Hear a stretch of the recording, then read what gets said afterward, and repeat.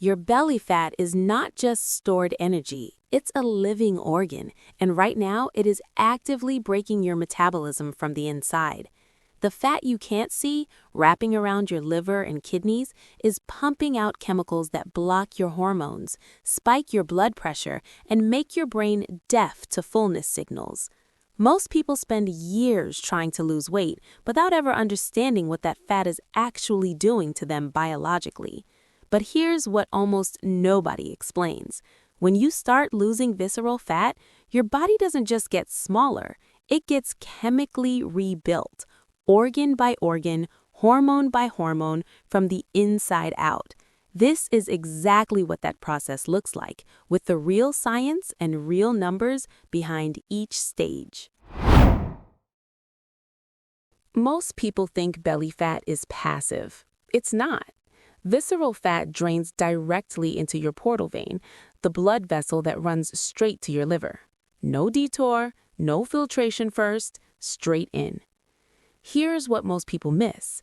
When visceral fat cells become overfull and stressed, they activate an enzyme called hormone-sensitive lipase, HSL. This enzyme breaks stored fat apart and floods your portal vein with free fatty acids. Research published in obesity reviews confirms that visceral fat releases these fatty acids at significantly higher rates than the fat under your skin. And according to research published in the Journal of Clinical Investigation, adipose tissue lipolysis accounts for roughly 60% of free fatty acids in the portal blood of obese individuals. Your liver receives that flood and responds by overproducing. It packages the overflow into VLDL fat particles, converts the excess into blood glucose through gluconeogenesis, and activates a transcription factor called SREBP1C, which switches on the genes that synthesize even more fat inside liver cells using enzymes like fatty acid synthase and acetyl-CoA carboxylase. In simple terms, your belly fat is poisoning your liver with a continuous acid drip, and your liver is responding by making the problem worse, manufacturing more fat, producing more glucose, and releasing more insulin-blocking particles into your bloodstream. This is how visceral obesity creates fatty liver disease, even in people who don't drink alcohol. Research published in Gastroenterology in 2020 found that a 5% loss of body weight produces a 25% relative reduction in liver fat measured by MRI. When visceral fat shrinks, the HSL enzyme quiets down, the acid drip slows, and liver inflammation markers, specifically ALT and GGT, begin falling within weeks. The liver can finally process insulin correctly again, which drops your fasting insulin and starts releasing the biological lock on fat burning everywhere else. Here's something that will change how you see fat loss progress. Before any scan shows you've lost fat, your blood is already changing. Visceral fat cells, when overstretched and starved of oxygen, recruit immune cells called M1 macrophages. These cells cluster around dying fat cells in formations researchers literally call crown-like structures. They look like a funeral wreath, and they pump out two inflammatory molecules, TNF-alpha and IL-6.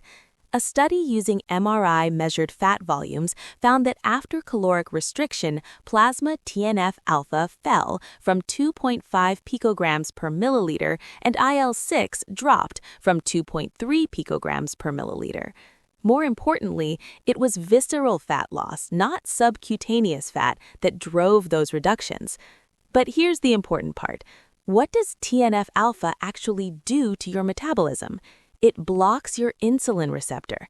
Specifically, it triggers something called serine phosphorylation of IRS1, a key docking protein inside your cells. When this happens, a signaling molecule called PI3K can't activate. Glucose transporter 4 stops migrating to your cell membrane. Sugar can't enter muscle cells to be burned. It stays in your blood instead. In simple terms, TNF-alpha jams the door your muscles use to absorb sugar. The more visceral fat you carry, the more TNF-alpha keeps that door jammed. Lose the fat, the door opens again, without medication.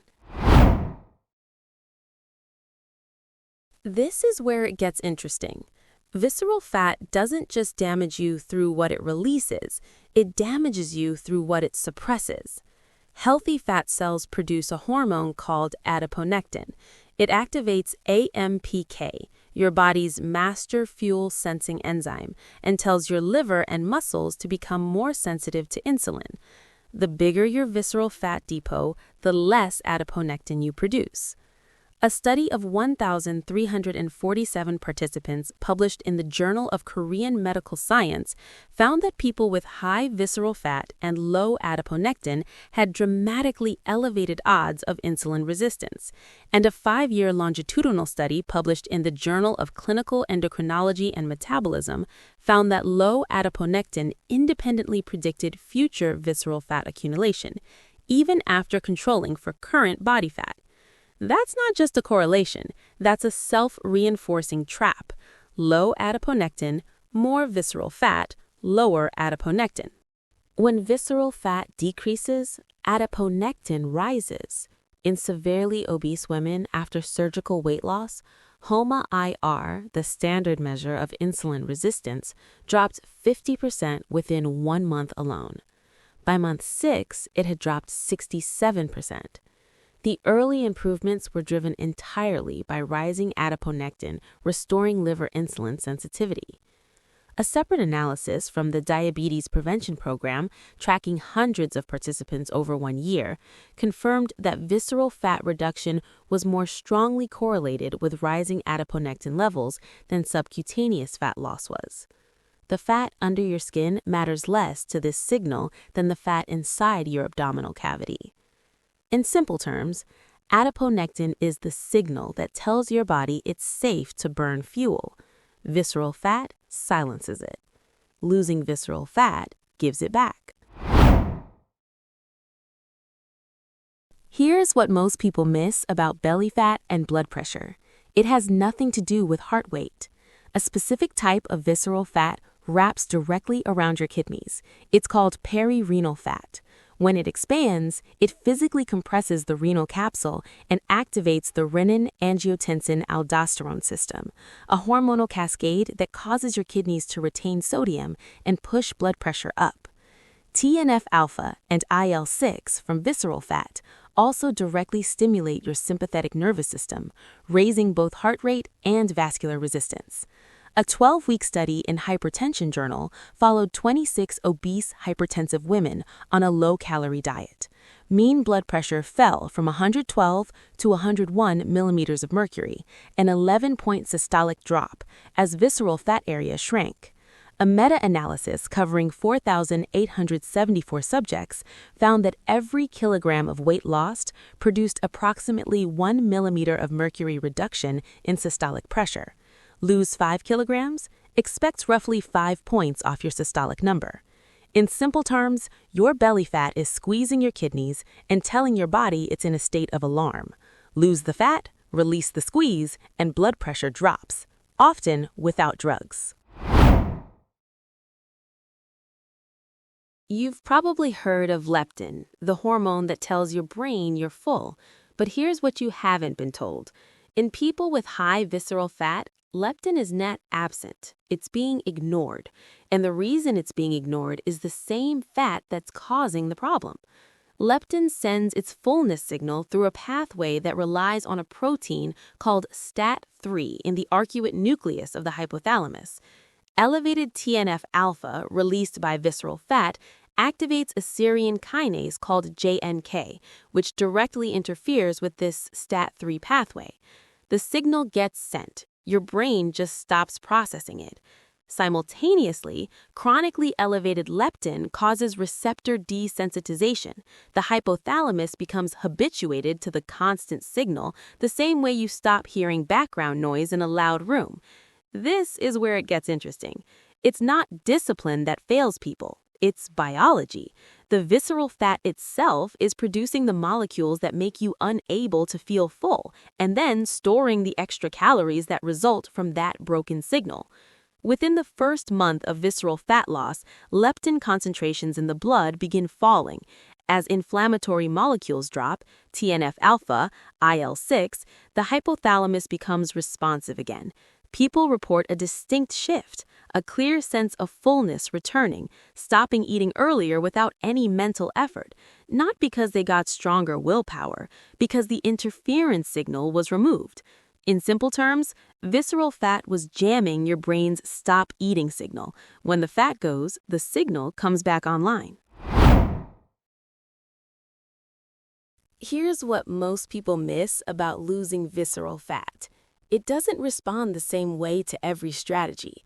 The biology is specific, and the mechanisms are different for exercise, diet, and sleep.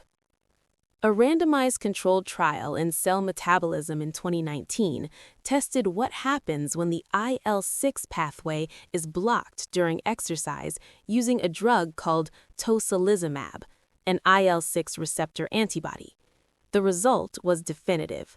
12 weeks of regular cycling produced zero visceral fat loss in the blocked group, while the unblocked exercise group lost significant visceral fat. IL-6, released by contracting muscle during exercise, acts as a direct hormonal messenger to visceral fat cells, telling them to release. Block that messenger, and the fat simply doesn't respond, regardless of effort. This is why exercise specifically targets visceral fat beyond what calorie math alone would predict. The muscle contraction itself triggers the hormonal signal. Body weight stays similar, visceral fat leaves. On the diet side, fructose, especially from sweetened drinks, drives hepatic de novo lipogenesis, the process by which your liver converts excess sugar into fat. Research in the Journal of Hepatology found sucrose-sweetened beverages significantly increased visceral fat area over 6 months of observation. Cutting this source directly reduces SREBP1C activity, the fat-building switch activated by the portal acid drip we covered earlier. Both problems share the same transcription factor, which means fixing one helps with the other. And sleep. Omental fat, the visceral depot directly behind your navel, has up to 4 times more glucocorticoid receptors than subcutaneous fat. Cortisol, elevated by even partial sleep restriction, preferentially drives fat deposition to this exact location. 7 to 9 hours of sleep removes that deposition signal. 3 channels, 3 different mechanisms. Each one works independently, and together they're additive. You don't need all 3 to be perfect, but knowing they work through different pathways means that partial effort across all 3 outperforms perfect execution of just one. Here's the order it actually happens, and knowing this matters because the first changes you'll see are invisible. Weeks 1 to 4. TNF-alpha and IL-6 begin falling. Adiponectin starts rising. You can track this with the basic metabolic panel before the scale moves significantly. Inflammation is clearing before you can see or feel it. Weeks 4 to 8.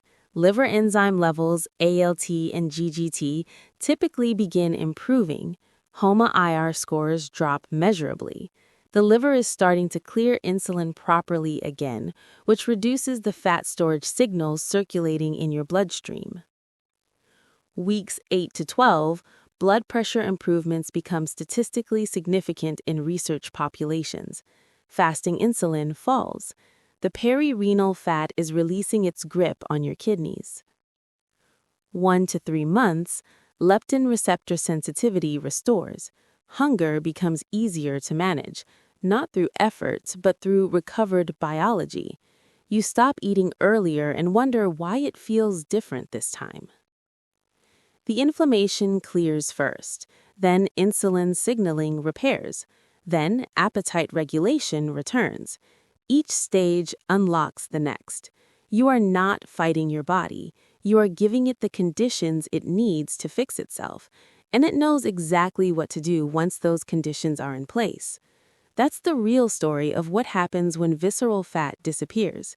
Not a number on a scale, a cascade of biological recovery, happening in a specific sequence, one mechanism unlocking the next, until the version of your metabolism you were supposed to have is running again.